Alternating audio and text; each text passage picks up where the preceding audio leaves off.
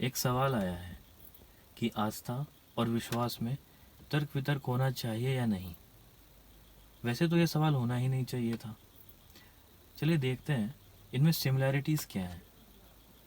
दोनों सेटिस्फेक्शन के कारण है।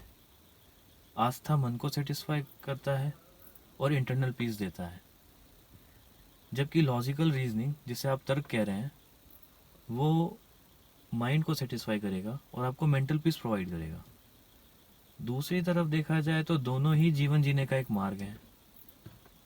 ऐसे कहिए कि आस्था में आप अवेयर होते हैं कि आप मुक्ति मार्ग पर चले हैं, इसलिए ये भक्ति योग या दास योग का अनुसरण करते हैं।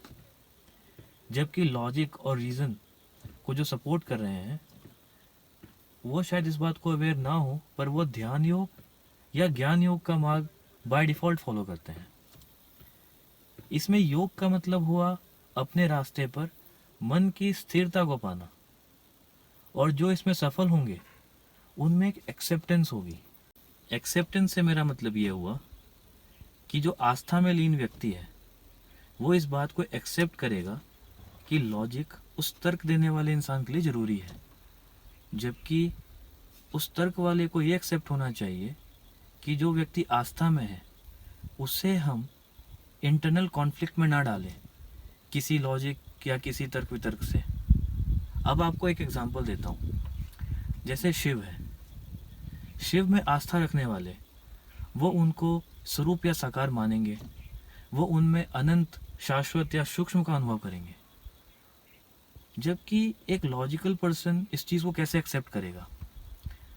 अब आप समझिए कि लॉजिकल पर्सन के लिए वो शिव एक सिद्धांत है, एक प्रिंसिपल होंगे। उदाहरण के तौर पे अगर आप ध्यान लगाते हैं तो आपको मैं हर बार ये नहीं बोलूँगा कि you have to feel the cosmic resemblance, मतलब आप उस ब्रह्मांड की अनुभूति करिए।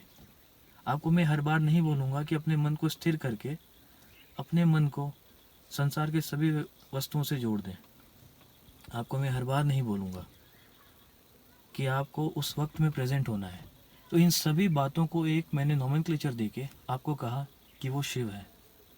तो शिव एक लॉजिकल पर्सन के लिए एक प्रिंसिपल बन सकते हैं। तो इसीलिए इन दोनों बातों में, तर्क वितर्क और आस्था में कॉन्फ्लिक्ट होना ज़रूरी नहीं है। ये मन की स्थिरता और पर्पस की बात है कि आप इस चीज़ को क्यों फॉलो कर रहे हैं। इसमें दो चीज़ें इंपॉर्टेंट थी, एक है सेटिस्फेक्शन और दूसरा है इस चीज़ से आप धरती पे रह रहे हैं जब, तो आप अपनी ज़िंदगी को कैसे इस चीज़ को सही इम्प्लीमेंटेशन करके आप अपनी ज़िंदगी को आगे बढ़ाते हैं।